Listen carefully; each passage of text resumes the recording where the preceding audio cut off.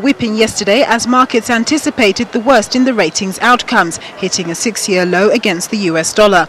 But both Fitch and Standard & Poor's kept the positions they adopted in June of this year the same. However, they both flagged ongoing concerns that need to be addressed, citing low growth prospects, a bulging current account deficit, large government debt and volatile investment flows into local bonds and equities.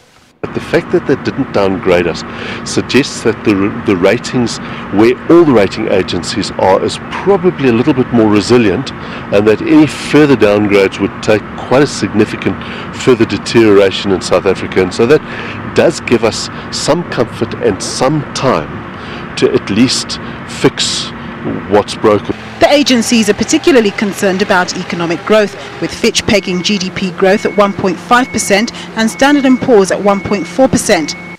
Both say the current electricity crisis may put a further brake on growth. However, observers say Cabinet's recent response suggests a seriousness in arresting the problem. But could it be too little, too late? Eskom needs hundreds of billions in capital, and if it stays purely in state hands, then the state is sitting with a possible solvency crisis, because the tax base simply doesn't have the resources that the state can actually extract to capitalise Eskom. We probably will have to look at private capital to help capitalise Eskom in its current state, maybe to sell off some of the power stations that they haven't looked after could be a solution, while they actually focus on getting Kusulu and Medupi up and running. Following the ratings agency's decision on SA's sovereign credit, the rand pulled back some of its losses somewhat, but the unit remains weak, trading around 11.60 against the US dollar.